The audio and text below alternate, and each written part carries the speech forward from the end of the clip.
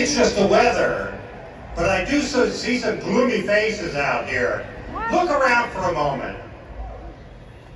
This is what America winning looks like.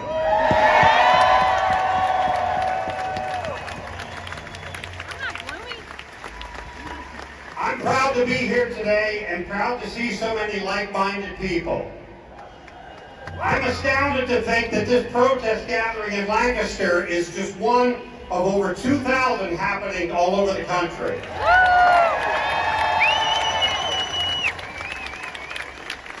You know, I don't begrudge the U.S. Army for celebrating its 250th birthday. It's having it turned into a political sideshow by a corrupt wannabe dictator that turns my stomach.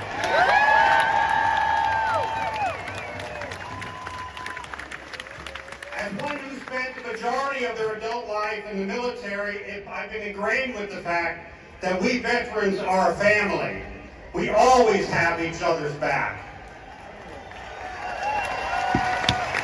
I'm ashamed to say, though, since Inauguration Day, 90,000 veterans have been fired. Not laid off, but fired from their federal jobs. These 90,000 veterans, many top performers and recently promoted, were fired for poor performance in a sham to appear as if it were a move towards efficiency, but was actually a scheme to justify the tax cuts to billionaires. This is shameful, coming from a group that finds itself as loving our veterans.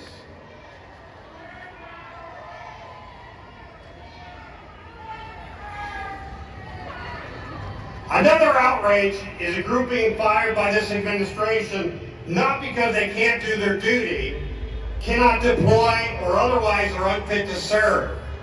These roughly 5,000 service members just happen to be transgender.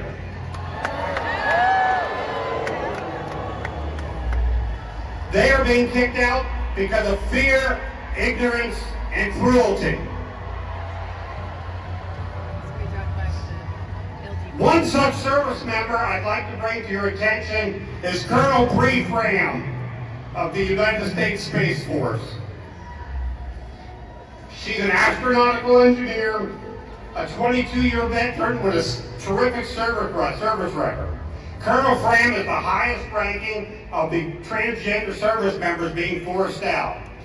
Colonel Fram has a presence throughout social media, and I urge you to view her postings telling her story and the stories of hundreds of her fellow trans service members. This horrible decision is not just inhumane and shameful, but it is wasteful. We have spent billions on their training of these individuals to now just throw them out. Lastly, I need to speak out forcefully about the insanity happening this week in Los Angeles.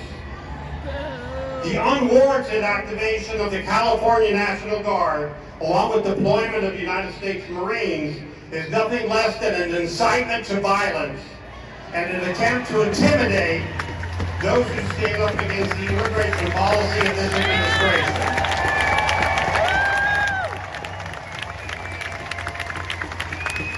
It is unprecedented, reactionary, and probably a violation of federal laws and the Constitution. The Congress and the courts need to stop this now, or it will spread to other cities, including here in Lancaster. These raids, many without proper warrants, page 3, by ICE of workplaces, schools, and near places of worship needs to stop now. I have appealed to our very own Congressional Representative Smucker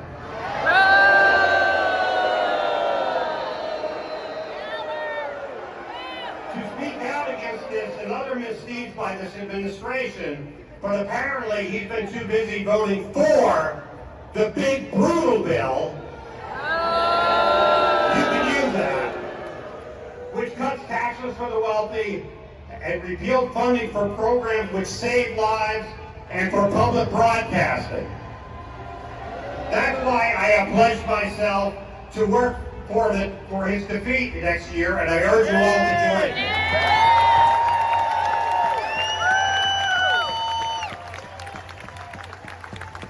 I've been asked if we are really doing any good here today. I say absolutely yes. Because it's always the right time to stand up for what is right and for those who cannot defend themselves. You need to keep your energy high after you leave here today. I urge you to volunteer in your community to make it a better, safer place for everyone, no matter who they are, who they love, or where they come from.